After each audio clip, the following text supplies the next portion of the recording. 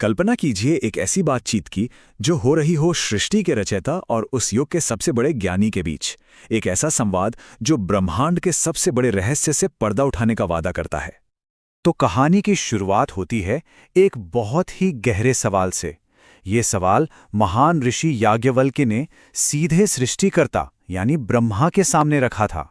सोचिए, ये ज्ञान की आखिरी हद को छूने की एक कोशिश थी।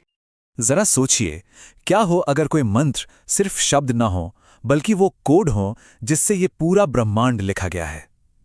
आज हम इसी विचार की पड़ताल करने वाले हैं कि कैसे एक प्राचीन मंत्र सृष्टि के बनने की प्रक्रिया से जुड़ा हो सकता है। तो चलिए इस कहानी में और गहराई से उतरते हैं। इसकी शुरुआत होती है हमारे नायक ऋषि याज्ञवल्क्य और परम ज्ञान के लिए उनकी कभी न खत्म होने वाली खोज से। देखिए, याज्ञवल्क्य कोई साधारण ऋषि नहीं थे। उनकी बुद्धि के सामने बड़े बड़े विद्वान भी चुप हो जाते थे। वो इस एक चीज को खोजना चाहते थे जिसे जानने के बाद कुछ और जानना बाकी ही न रहे। और जब सवाल परम सत्य का हो तो जवाब के लिए भी तो परम स्रोत के पास ही जाना पड़ेगा ना। अब आता है कहानी का सबसे दिलचस्प मोड़, ब्रह्मा का जवाब। उन्होंने एक ऐसा उत्तर दिया जो जितना सरल था उतना ही गहरा भी। एक ऐसा जवाब जिसने रहस्य को सुलझाने के बजाय शायद और भी बढ़ा दिया। याज्ञवल्क्य हैरान रह गए होंगे, है ना। गायत्री, वो मंत्र जो हर किसी को सिखाया जाता है, जिसे वो खुद हर दिन जपते थे। क्या ब्रह्मांड का इतना बड़ा रहस्य इतने सरल और आम से मंत्र में छिपा हो सकता है? ब्रह्मा ने फिर समझाया कि ये सिर्फ एक मंत्र नहीं बल्कि वेद माता है, यानी सभी वेदों की जननी। ऐसी मान्यता है कि चारों वेदों की रचना से भी पहले इन्हीं 24 अक्षरों से गायत्री मंत्र की रचना हुई थी। यहां देखिए, मंत्र का हर हिस्सा चारों वेदों के मूल बीज से जुड़ा है। पहला हिस्सा ज्ञान का, दूसरा कर्म का, तीसरा उपासना का, और इसकी जो नींव है भूर भुवः स्व, वो रहस्यमय ज्ञान का सार है।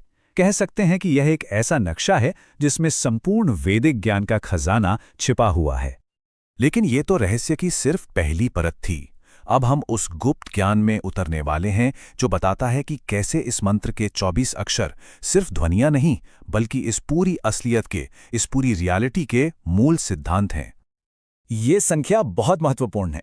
24 ये सिर्फ अक्षरों की गिनती नहीं है बल्कि ये उन मूल तत्वों की संख्या है जिन पर यह पूरा ब्रह्मांड खड़ा माना गया है। इसका मतलब ये है कि हर एक अक्षर एक खास शक्ति को जगाता है। जब कोई इन अक्षरों का उच्चारण करता है तो वो जाने अनजाने में ही इन 24 ब्रह्मांडीय शक्तियों को अपने अंदर और अपने आसपास एक्टिवेट कर रहा होता है। आइए कुछ उदाहरण देखते हैं। जैसे तत् का त अग्नि देवता और सफलता की शक्ति से जुड़ा है। सवितुः का वी विष्णु और अनुशासन से। वरेण्यम का रे चंद्र और प्रेम से। और उसी शब्द का यम भग देवता और ऐश्वर्य से।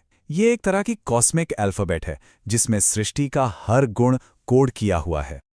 चलिए अब और गहराई में चलते हैं और उस मेटाफिजिकल नींव को समझते हैं जो ये बताती है कि ये पूरा ब्रह्मांड असल में कंपन यानी वाइब्रेशन से बना है। भारतीय दर्शन में इसे शब्द ब्रह्म या नाद ब्रह्म कहते हैं। इस सिद्धांत के मुताबिक सृष्टि की शुरुआत ही एक कंपन से हुई और ध्वनि ही वो कच्चा माल है जिससे ये सारा ब्रह्मांड बनाया गया है। तो इस नजरिए से अगर देखें तो जिसे हम ठोस पदार्थ समझते हैं वो मौलिक स्तर पर, फंडामेंटल लेवल पर जमी हुई ध्वनि या संगीत है। हर चीज, हर कण अपने असली रूप में बस एक वाइब्रेशन है। तो जब कोई गायत्री का जप करता है तो वो सिर्फ प्रार्थना नहीं कर रहा होता, वो अपने अंदर उसी मूल, उसी ओरिजिनल क्रिएटिव साउंड को पैदा कर रहा होता है जिससे इस सृष्टि की रचना हुई। ये तो सीधे ब्रह्मांड के ऑपरेटिंग सिस्टम से बात करने जैसा है। अब सवाल यह है कि कोई इन ब्रह्मांडीय शक्तियों का इस्तेमाल कैसे करे। इसका जवाब मंत्र के शुरुआती 3 शब्दों में ही छिपा है जो चेतना को अलाइन करने की, एक सीध में लाने की कुंजी हैं।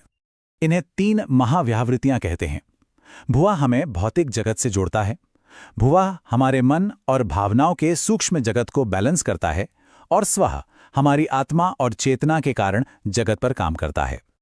मतलब सार ये है कि पहले इन 3 शब्दों से अपनी चेतना को तीनों लोकों के साथ एक सीध मिलाया जाता है और फिर इस तैयारी के साथ उन 24 कॉस्मिक शक्तियों का आवाहन किया जाता है। ये तो एक तरह की 3 डायमेंशनल कॉस्मिक इंजीनियरिंग जैसी बात हो गई। तो चलिए अब इन सभी कॉन्सेप्ट्स को एक साथ लाते हैं और देखते हैं कि ये ज्ञान किसी व्यक्ति की सोच और उसकी क्षमता में कितना गहरा बदलाव ला सकता है। और यहीं पर इस पूरे विश्लेषण का सार छिपा है।